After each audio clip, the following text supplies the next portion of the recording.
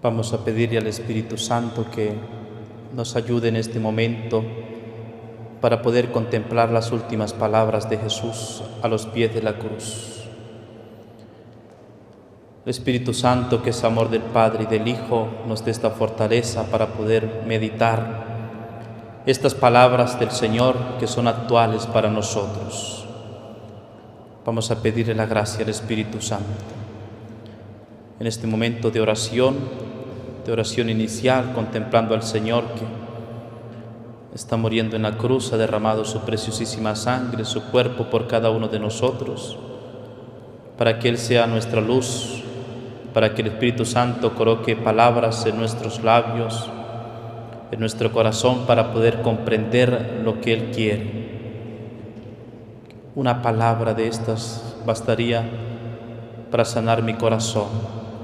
Señor, quiero escuchar tu palabra y así pedirle al Espíritu Santo su luz en medio de nosotros.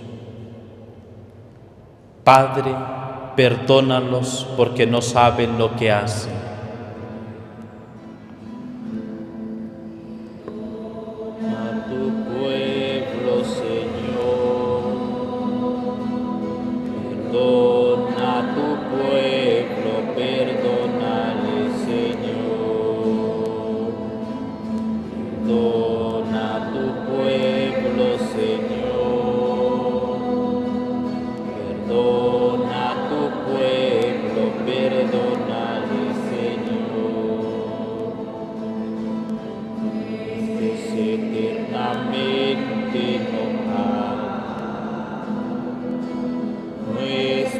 Eternamente enojado, perdónale, Señor. Perdona a tu pueblo, Señor. Perdona a tu pueblo, perdónale, Señor.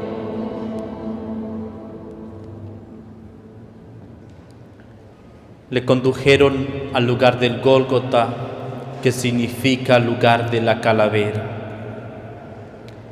y le daban a beber vino con mirra, pero él no aceptó. Y le crucificaron y se repartieron sus ropas, echando suerte sobre ellos para ver qué se llevaba cada uno.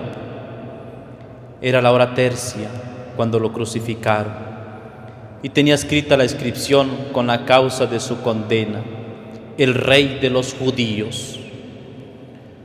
Los que pasaban le injuriaban, moviendo la cabeza y diciendo: tú que destruyes el templo y lo edificas de nuevo en 3 días, sálvate a ti mismo. Bajando de la cruz. Del mismo modo, los príncipes de los sacerdotes se burlaban entre ellos, a una con los escribas, y decían: salvó a otros, y asimismo no puede salvarse. Que el Cristo, el Rey de Israel, baje ahora de la cruz para que veamos y creamos. Incluso los que estaban crucificados con Él le insultaban. Y así, queridos hermanos, contemplamos nosotros, gracias a los evangelistas Marcos y Lucas, que nos dan estas palabras. Las últimas palabras del Señor en la cruz, las 7 palabras, que son para nosotros un testamento. Cuando uno se acerca al final de la vida, por lo general deja algún testamento, la heredad. Los evangelistas han querido dejar estos detalles del Señor, esta delicadeza de las 7 palabras de Jesús. En la cruz, Jesús nos está dejando su testamento, y por lo tanto podamos nosotros contemplar qué palabra de las que dice Jesús toca mi corazón en este día. Padre, perdónalos porque no saben lo que hacen. Y así nosotros podemos meditar este testamento, esta heredad que nos dejó el Señor. Sus últimas palabras antes de morir. Es un moribundo, está allí en la cruz, acabadas sus fuerzas, y pronuncia esta palabra. Está a punto de culminar su misión, sabe que ha llegado su hora, y que quiere decirnos algo para que nunca lo olvidemos. Son sus últimas palabras. Pensemos cuando nosotros hemos tenido la experiencia de estar con un familiar en sus últimos días. Aquellas últimas palabras las recordamos siempre en nuestra vida. Hoy podemos nosotros recordar estas últimas palabras de Jesús. Y esta primera: Padre, perdónalos porque no saben lo que hacen. Es la primera palabra del perdón. Jesús, que en su carne propia nos está enseñando a perdonar. Padre, perdónalos porque no saben lo que hacen. Es la fuerza de este testamento de los mártires y de los santos que han dado testimonio de Jesús, que le están matando, le están crucificando y perdonan a sus enemigos. Delante de sus verdugos que le asesinan, ellos no responden con crueldad, sino responden con el perdón. Y Cristo asume así en primera persona el perdón, porque también nos lo ha enseñado a nosotros en la oración. Cuando rezamos aquella oración que Él mismo nos enseñó, nosotros decimos con súplica siempre: perdona nuestras ofensas, como también nosotros perdonamos a los que nos ofenden. Perdona nuestras ofensas, Señor, como nosotros perdonamos a los que nos ofenden. Pero cuánto nos cuestan perdonar. Cuántas heridas tenemos en el corazón, queridos hermanos, por algún familiar, algún amigo, algo que nos han hecho y nos cuesta perdonar. Así somos nosotros. Y Jesús siempre busca adelantarse en la misericordia, se nos adelanta. E incluso dice: porque no saben lo que hacen. Claro que sí sabían lo que hacían. Estaban allí, le llevaron a juicio, le están entregando a muerte, le están levantando falsos testimonios, saben lo que estaban haciendo. Pero en el fondo del corazón el Señor sabe que siempre hay esperanza para el pecador, siempre hay esa esperanza de la conversión, y por eso dice: Padre, perdónalos, porque no saben lo que hacen. Y así, queridos hermanos, nosotros pasamos por esta experiencia también cuando vivimos la experiencia del pecado. No saben lo que hacemos, no sabemos lo que hacemos. Y vivimos esta experiencia porque en realidad sí sabemos qué es lo que hacemos con el pecado, que nos estamos causando heridas a nosotros mismos, que causamos la ofensa a Dios y que le ofendemos gravemente. Por eso, por ejemplo, la gravedad del pecado. El pecado grave, podamos nosotros colocar esa determinación, sabiendo que es malo alejarnos nosotros del pecado que nos aleja del Señor, porque no saben lo que hacen. Y sí, que sabían, era un hombre bueno, pronunció las bienaventuranzas, sanó a los heridos, resucitó a Lázaro. Tenían esa experiencia de él, era un hombre bueno, y le estaban condenando injustamente. Pero que en el fondo el Señor dice que sí. En el fondo no saben lo que hacen, como nosotros no sabemos lo que hacemos cuando nos dejamos llevar por nuestros pecados. ¿Sabemos nosotros lo que hacemos cuando cometemos pecado mortal? Sí, lo sabemos. Y somos conscientes del daño que le hacemos al Señor cuando por nuestro pecado nos alejamos de Él y le causamos estas heridas. Sí que somos conscientes. Y ahí la gravedad. Pero el Señor nos dice ahí en su última palabra: Padre, perdónalos porque no saben lo que hacen. Y por esto, queridos hermanos, contemplando al Señor que ha muerto, que está muriendo en la cruz, adorándolo a Él en su presencia, podamos nosotros acercarnos siempre al sacramento del perdón, al sacramento de la reconciliación, para sentir nosotros en carne propia el perdón del Señor, que nos sana, que nos perdona, que nos libera. Y por eso, queridos hermanos que estamos aquí presentes, si alguno desea acercarse al sacramento de la penitencia, del perdón, y escuchar esas palabras de Jesús que te perdona todos sus pecados, puede acercarse en este mismo momento que el Padre Victoriano está confesando y sentir nosotros en carne propia el perdón del Señor, que nos dice: Padre, perdónalos, porque no saben lo que hacen. Amén.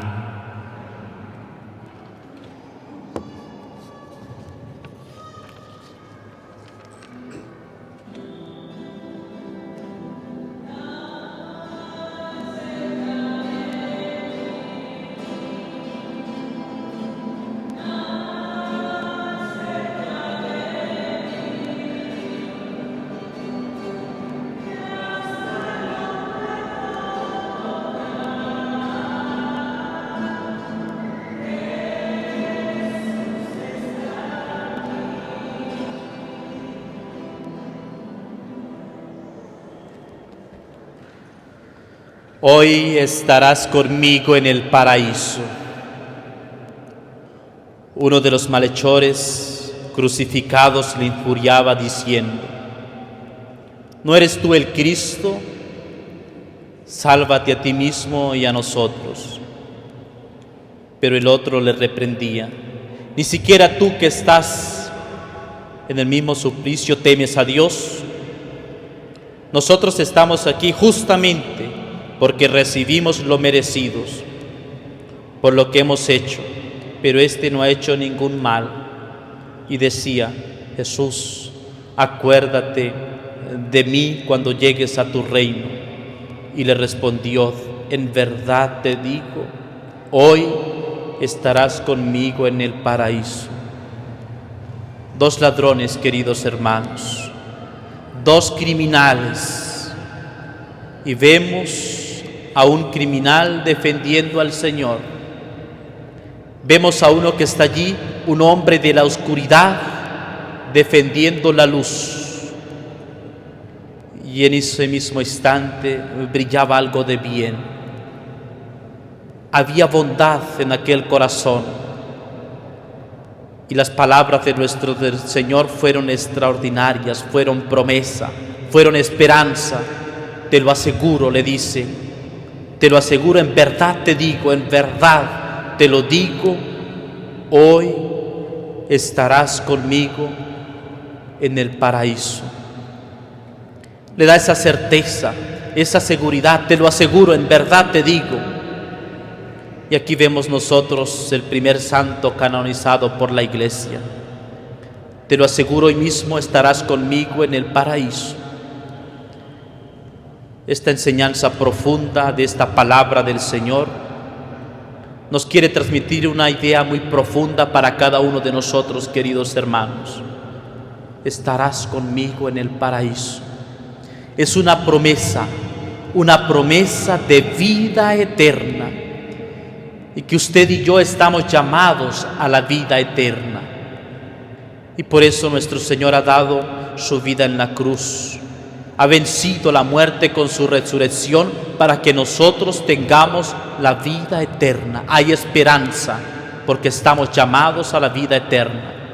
No se acaba el mundo aquí, en esta preocupación, en estas angustias. Hay vida eterna, te lo aseguro que hay vida eterna. Oh, queridos hermanos, el dolor profundo que sentimos en el corazón cuando muere un familiar nuestro. Pero ahí la palabra de Jesús: te lo aseguro que hoy mismo estarás conmigo en el paraíso. Te lo aseguro que hay vida eterna. Y por lo tanto tenemos nosotros esta esperanza. ¿Cuál es la razón de vivir? ¿Cuál es la razón de nuestra existencia? En que estamos llamados a la vida eterna. Y por lo tanto no nos cansemos, queridos hermanos, de pedir el perdón al Señor y de defender al Señor, aún en nuestra condición de pecado, aún en nuestra condición de miseria, por esta situación en la que estaba pasando este ladrón. Defendió al Señor, fue astuto, fue creativo, se dejó comprender por el amor, y por lo tanto, defendiendo al Señor, le roba el cielo. Hoy mismo estarás conmigo en el paraíso. No cuenta su vida de pecado, porque el mal sigue siendo mal, El ladrón seguirá siendo ladrón y por lo tanto no va etiquetado el pecado con el pecador. El Señor llama a la persona, y esta persona que defendió a Jesús, el Señor le promete: hoy mismo estarás conmigo en el paraíso. Y así, queridos hermanos, estamos llamados nosotros a defender al Señor. Este es el santo, el que defiende al Señor, y era un ladrón. Hermanos, Cristo ha defendido por buenos y por malos. Por muy graves que sean nuestros pecados, tenemos que siempre tener la certeza de defender al Señor. Y nuestros muchos pecados nos serán perdonados, porque allí está la misericordia, en defender al Señor. Propósito concreto: podamos nosotros defender la presencia de Cristo en nuestra vida. Así, por ejemplo, defendemos nosotros esa presencia del Señor cuando le recibimos en su cuerpo precioso en la Eucaristía. Defendemos cuidamos, custodiamos esa presencia amorosa de Él que ha venido a salvarnos. Vamos a defender al Señor, queridos hermanos. No le echemos nosotros la culpa a Él de nuestras faltas, de nuestras miserias. Va defendido. Que nuestras palabras nunca profesen injurias contra el Señor. Que nuestras palabras sean siempre para bendecirle. Es conocido este ladrón bueno no por lo que hizo en su vida de pecado, sino por aquello que hizo al contemplar en esa palabra, queridos hermanos. Esa es la generalidad del hombre, la creatividad, que en el último instante de su vida tiene esa posibilidad de convertirse. Y así, queridos hermanos, cada día para nosotros es una oportunidad para convertirnos. El hoy es la oportunidad. Hoy mismo estarás conmigo en el paraíso. Y cuando me acerco a pedirle perdón al Señor, cuando defiendo al Señor en mi vida, esa promesa se hace presente en mi corazón, porque el Señor nos la repite: hoy mismo estarás conmigo en el paraíso. Amén.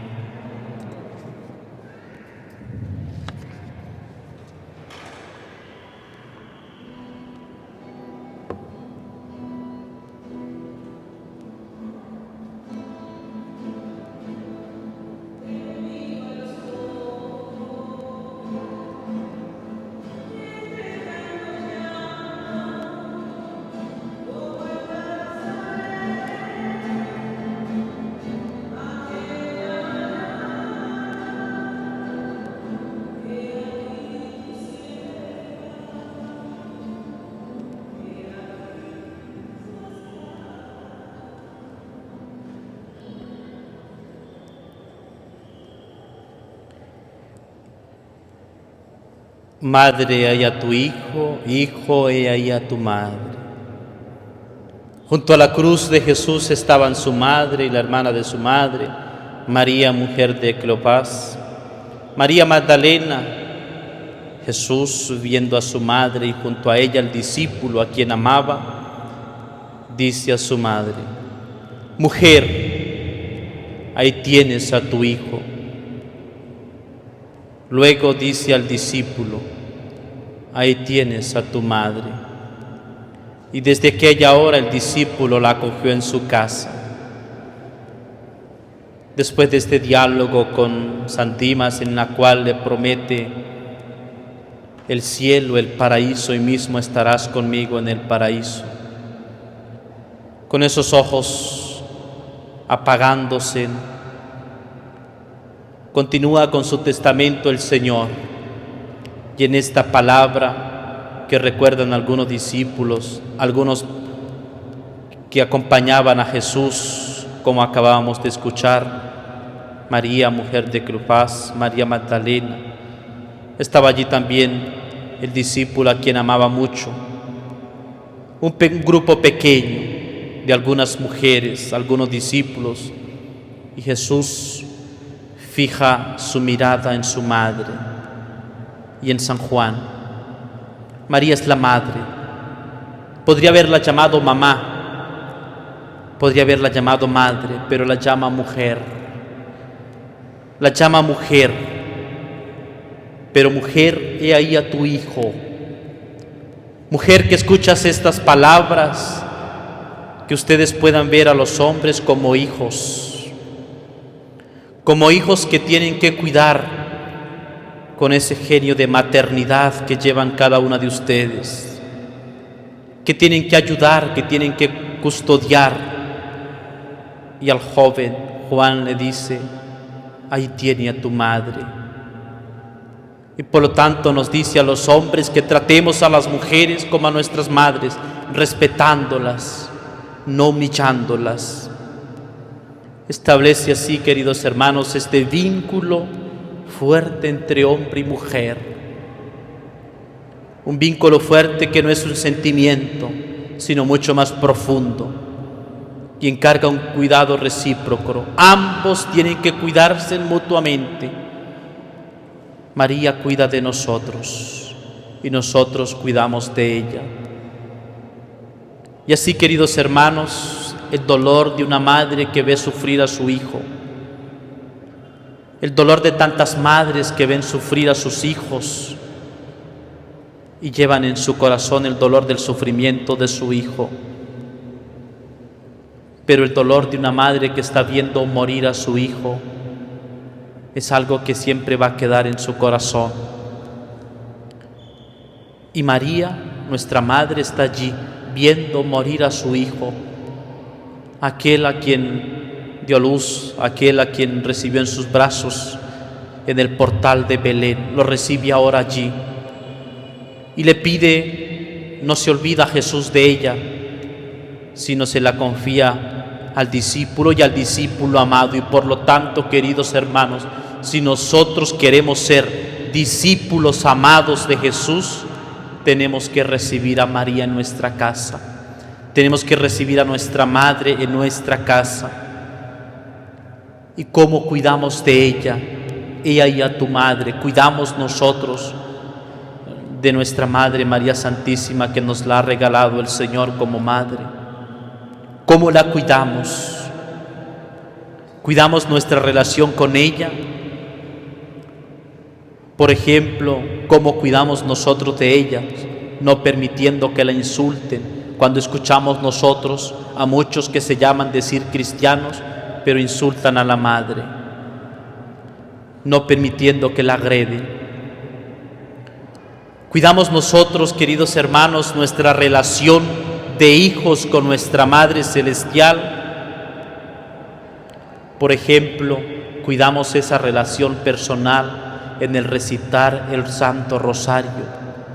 ¿Cómo está mi vida en el Santo Rosario? Lo sé recitar, lo hago, soy consciente de esa necesidad que tengo de esta oración preciosa, porque Jesús mismo le ha dicho al discípulo amado: he ahí a tu madre.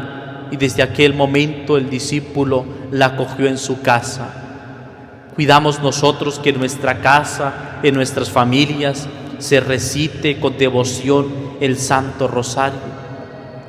O tenemos siempre excusas para mandar y remandar y buscamos la forma para no rezar en familia, sabiendo que acogiendo a María en nuestra casa y recitando el Santo Rosario, decimos esa frase que nosotros conocemos: familia que reza unida, permanece unida. Por lo tanto, hijo, y allá tu madre. Podríamos nosotros decir como a la madre: tengo un hijo que me quiere. Así, de este cuidado de nuestra madre que nos cuida, que nos proteja, ella también pueda decir cuando nos ve a nosotros que tiene un hijo que le cuida, que tiene un hijo que se acuerda de ella, que recita el Santo Rosario con amor, con devoción. Nos encontramos ante este sufrimiento extremo, este sufrimiento de la madre que está viendo morir a su hijo y lo está viendo allí, pero al mismo tiempo en este dolor siente la dulzura de saberse madre y madre de la humanidad, madre de todos nosotros, madre de todos los hombres, al escuchar estas palabras preciosas de su Hijo que está ahí en la cruz, esta misión que también ella va a recibir, y ahí a tu Hijo, y ahí a tu Madre. Amén.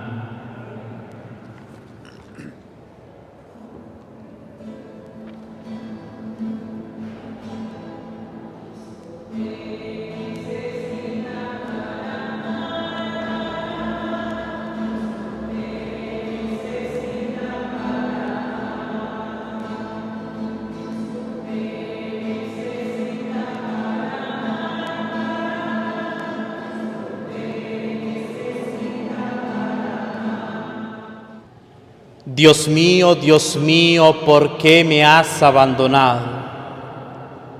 Llegada la hora sexta hubo oscuridad sobre toda la tierra hasta la hora nona.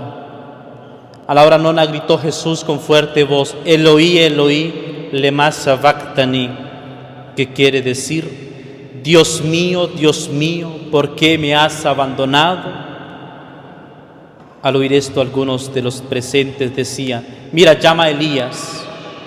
Entonces uno fue corriendo a empapar una esponja en vinagre y, sujetándola en una caña, le ofrecía de beber diciendo: dejad, vamos a ver si viene Elías a descolgarle. Esta palabra, queridos hermanos, está al centro. Curiosamente es contada solo por Mateo y por Marcos, y no por Juan y por Lucas. Quizá tiene que ver mucho los destinatarios de los evangelistas Mateo y Marcos, que están escribiendo para los judíos e incluso transmiten estas palabras literales como las haya pronunciado el Señor. Eloí, Eloí, lema sabactani. En arameo hebreo era una palabra con todo el peso del Antiguo Testamento, con toda la carga de temor, de respeto que el pueblo judío lleva esperando. Señor, Dios, el Dios de mis padres, el Dios de la justicia, también el Señor de los ejércitos, el Señor juez. Y ellos mismos dan la traducción que quiere decir: Dios mío, ¿por qué me has abandonado? Elí, Elí, ¿por qué? Es como decir: papá, papá, ¿por qué? ¿Por qué estoy muriendo de esta forma? Va a encontrar la interpretación aquellos que piensan que Dios premia a los buenos y castiga a los malos aquí en la tierra. Porque somos nosotros muchas veces a pensar así, que si nos portamos bien, Dios nos paga bien, y si nos portamos mal, nos paga mal aquí en la tierra, olvidando así, queridos hermanos, la misericordia, porque qué mal ha hecho nuestro Señor para morir en la cruz. ¿Cuál ha sido su maldad? Y está ahí, abandonado, solo, se siente solo. Y que también a nosotros nos pasa esto. Pasamos por esta experiencia y por lo tanto podemos ver el castigo del justo, de la inocencia. Nosotros muchas veces colocamos la palabra ausencia con abandono. Hacemos esta traducción. Nos sentimos abandonados y por lo tanto decimos: Dios no está en nuestra vida. Estamos pasando por un problema, por una dificultad, por un momento de dolor, por una enfermedad, y gritamos: Dios mío, ¿por qué me has abandonado?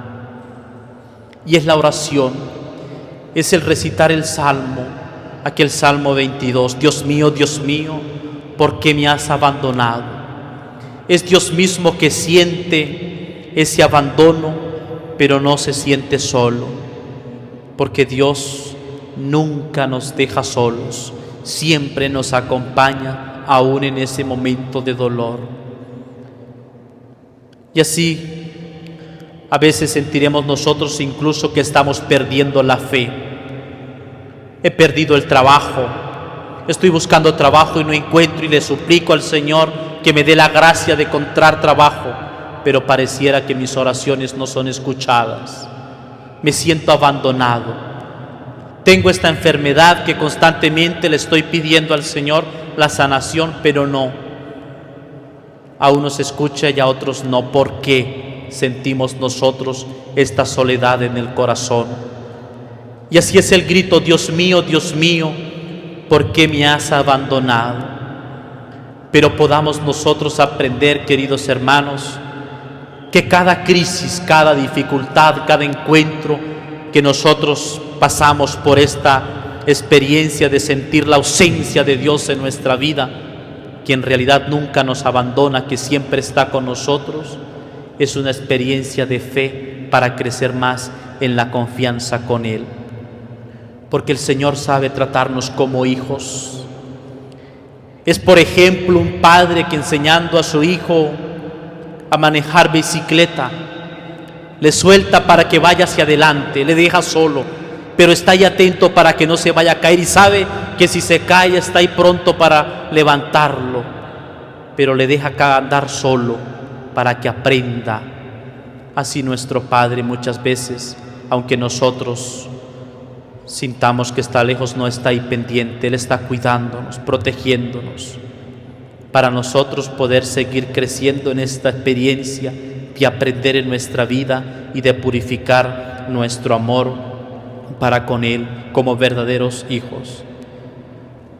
Pero, queridos hermanos, en medio del sufrimiento y del dolor, tantas veces nos sentimos abandonados, sentimos que somos hijos amados de Dios Padre. Jesús sufre el abandono y grita al Señor: Dios mío, ¿por qué me has abandonado? Cuando pasamos por el sufrimiento, sentimos también esa necesidad de gritar, y lo hacemos. Y muchos de nosotros hemos tenido que gritar al Señor con lágrimas, porque hemos pasado el sufrimiento de una traición, hemos pasado el sufrimiento del dolor, hemos pasado el sufrimiento del abandono, de la desesperación, de la crisis, de la muerte de un familiar. Y ha sido el grito de las lágrimas que han podido decir: Dios mío, ¿por qué me has abandonado? Es el grito de quien se siente solo, que se siente abandonado, pero es a la vez, queridos hermanos, el grito de la oración. Y por lo tanto, ese grito que nos hace sentir la compañía del Señor, que sufre esa soledad con nosotros, que está con nosotros, que sufre con nosotros, porque Él mismo ha dicho en la cruz: Dios mío, ¿por qué me has abandonado? Pensamos el grito de cuando nos sentimos abandonados, por ejemplo, en la búsqueda de empleo. Por muy fuerte que sea nuestra fe, queridos hermanos, en momentos de problemas, de dificultades, de enfermedad, ahí lo sentimos, que incluso iniciamos estoy perdiendo la fe. Por esto, queridos hermanos, en este momento Jesús es uno de los nuestros.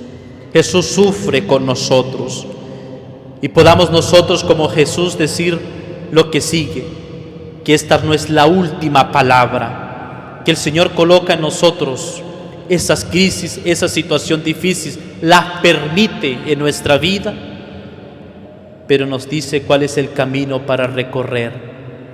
Y así, queridos hermanos, después de una crisis, después de una situación difícil, después de un dolor, después de unas lágrimas, nosotros ya no somos iguales. No podemos decir que seguimos siendo los mismos, porque hay un cambio en nuestra vida. Hemos iniciado este camino de conversión para ser mejores, para crecer. Nunca el Señor nos dejará solos, y hace más aún que en estos momentos de crisis podamos vivir la esperanza. Por esto es esa esperanza que nosotros podemos tener en el Señor, para sentirnos acompañados por Él, que no nos abandona, que está siempre con nosotros. Amén.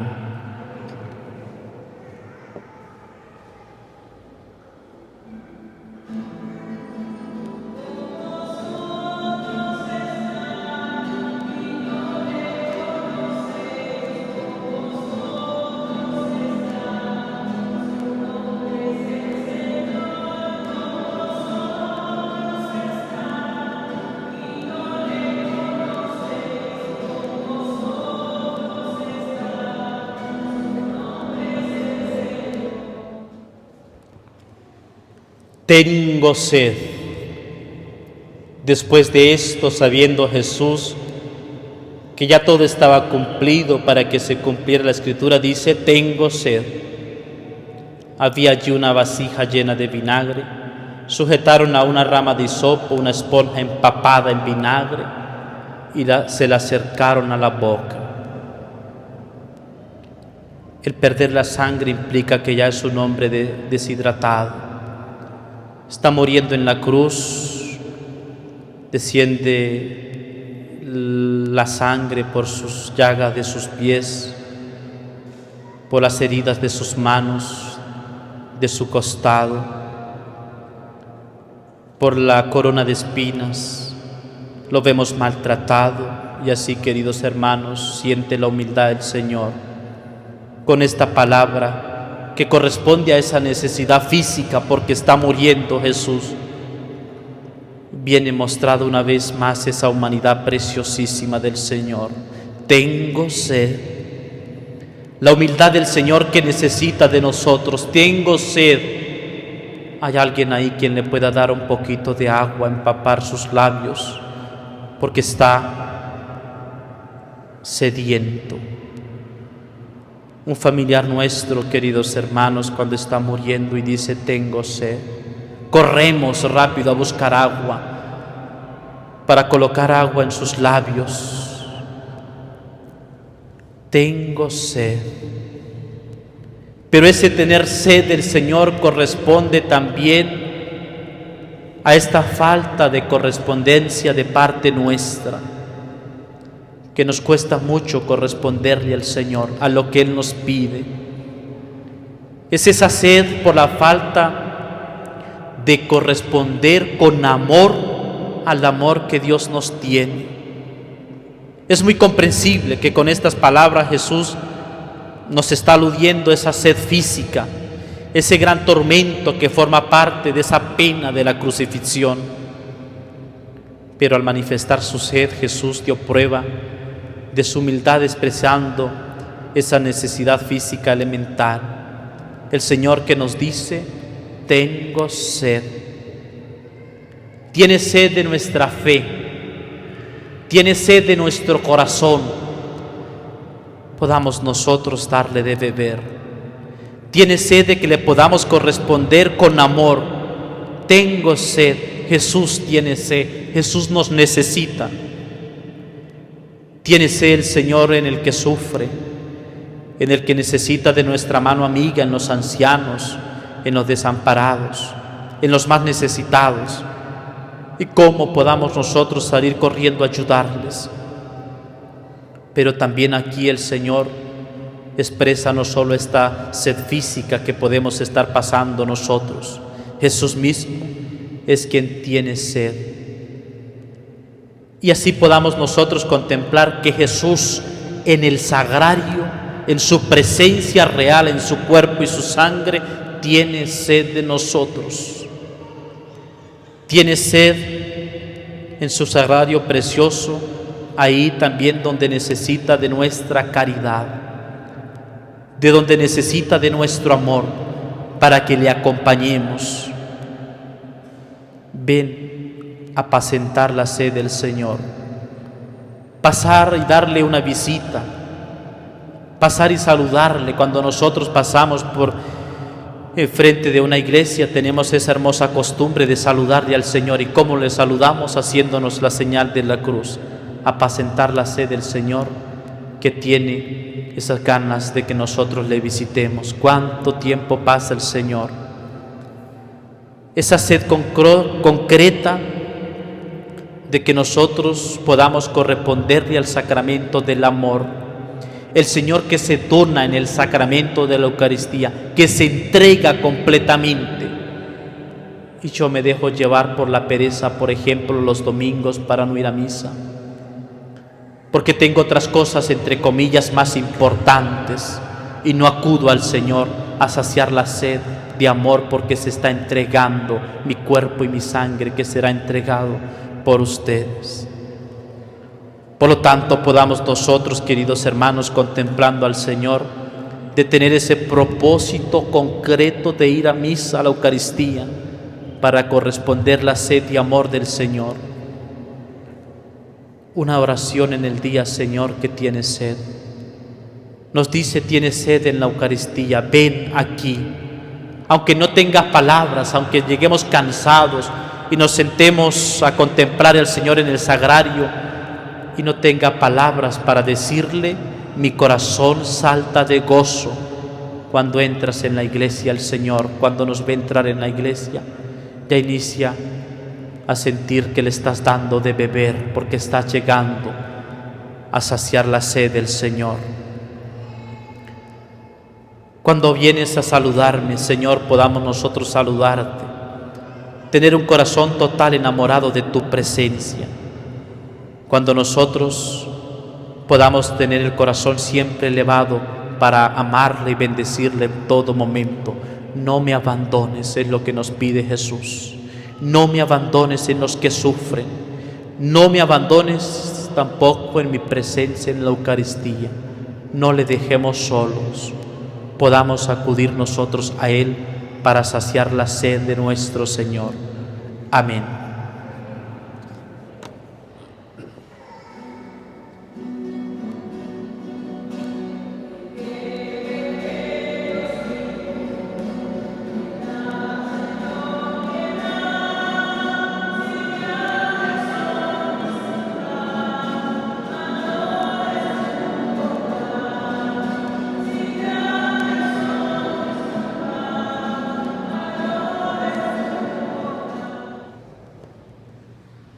Todo está cumplido.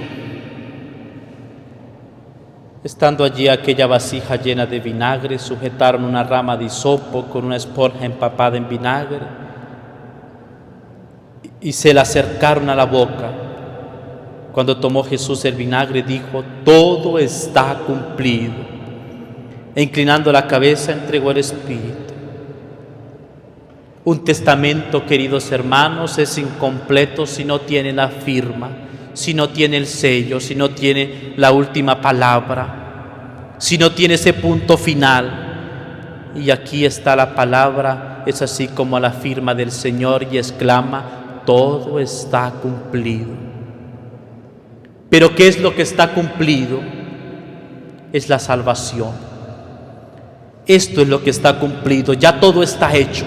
Ya el Señor lo ha hecho todo completamente. Para eso había venido.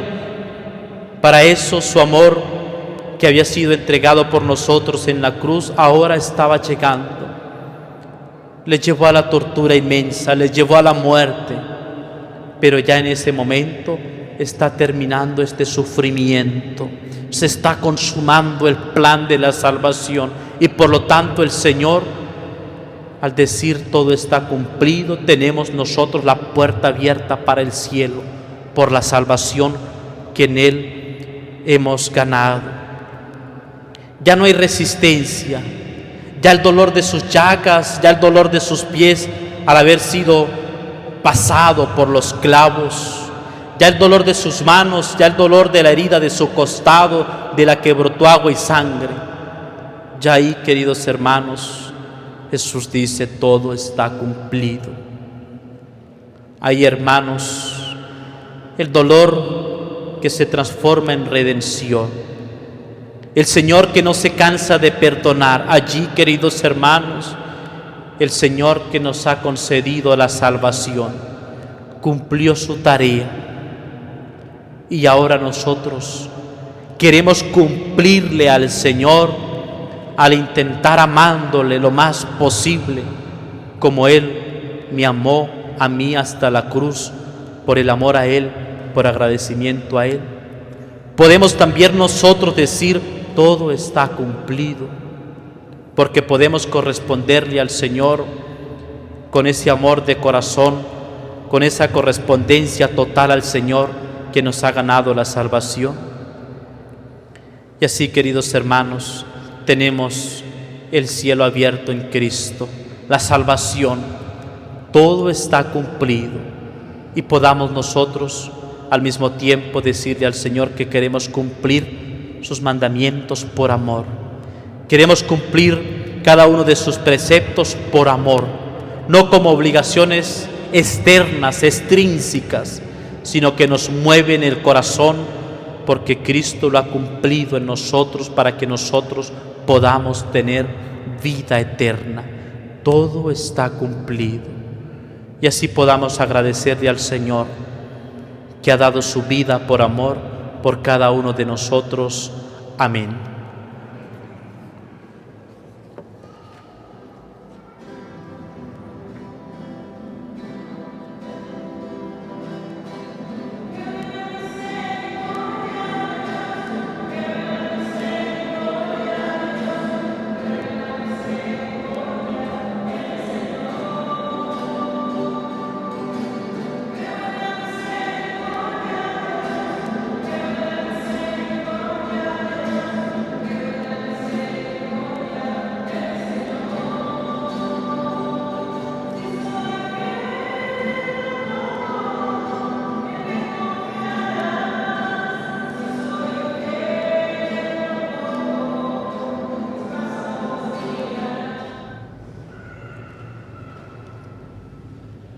Padre, en tus manos encomiendo mi espíritu. Era ya cerca de la hora sexta cuando se oscureció el sol y toda la tierra quedó en tinieblas hasta la hora nona. El velo del santuario se rasgó por medio y Jesús, dando un fuerte grito, dijo: Padre, en tus manos encomiendo mi espíritu. Y dicho esto, expiró. Al ver el centurión lo sucedido, glorificaba a Dios diciendo: ciertamente este hombre era justo. Y toda la muchedumbre que había acudido a aquel espectáculo, al ver lo que pasaba, se volvió dándose golpes de pecho. Todos sus conocidos y las mujeres que le habían seguido desde Galilea se mantenían a distancia viendo estas cosas. Esta palabra tiene aquella palabra pronunciada por la Inmaculada, la nueva Eva, el misterio de la encarnación. Hágase en mí según tu palabra. Tiene de fondo aquella palabra del Padre Nuestro que nosotros decimos: hágase tu voluntad, Señor. Pero que no se haga mi voluntad sino la tuya. Jesús se confía completamente, se confía del Padre, y así nosotros primero tenemos que tener cuidado en quién colocamos nuestra confianza, en quién confiamos nosotros. Nosotros debemos tener cuidado en quién confiamos, e incluso resuenan también a nuestros oídos aquellas palabras fuertes de Jeremías: maldito el hombre que confía en el hombre, apartando su corazón de Dios. ¿Cuántos de nosotros confiamos, quizás por buena voluntad, en otras personas que nos alejan totalmente de Dios? ¿En quién confiamos nosotros? Y así es la invitación a colocar la confianza completamente en el Señor. Padre, en tus manos encomiendo mi espíritu. Y después de esto exhaló el espíritu. En ese momento, en esa exhalación, lo que Jesús dice es: me confío, fío completamente en ti, Señor. En tus manos encomiendo mi espíritu, Señor, en ti confío. Es la confianza completa que tenemos en la misericordia de Jesús. Señor, en ti confío. Esta es la última palabra de Jesús. Jesús, eres mi confianza. Jesús, en ti confío. Y yo puedo añadir: Señor, en ti confío, yo te amo. Señor, en ti confío, yo te adoro porque eres Dios. Señor, en ti está puesta toda mi confianza porque eres Dios. Y así podamos decir nosotros al Señor: Padre, en tus manos encomiendo mi espíritu. Padre, en tus manos encomiendo mi vida. Padre, en tus manos encomiendo mi familia. Padre, en tus manos encomiendo mi corazón para que esté muy cerca de ti. Y así, queridos hermanos, acompañando a Jesús que ha dicho: Padre, en tus manos encomiendo mi espíritu, podamos nosotros permanecer en oración acompañando al Señor, encomendándonos a Él. Padre, en tus manos nos encomendamos. De pie, por favor. Señor, en este momento queremos confiar completamente en ti. Estás ya muerto, has dado tu vida por nosotros. Y estamos aquí, no nos queremos alejar porque tenemos la certeza de la resurrección, porque darás la vida por nosotros y resucitarás para darnos vida en abundancia. Por esto, queridos hermanos, podamos nosotros acompañar al Señor en estos momentos, no dejarle solo. Y así que hemos estado en este momento de oración, contemplando sus últimas palabras en la cruz, podamos ahora, con un corazón agradecido, darle las gracias por las bienaventuranzas que nos ha dado y nos ha acompañado en todo momento. Y repetir continuamente: Señor, en ti confío. Jesús, en ti confío. Jesús, en ti confío.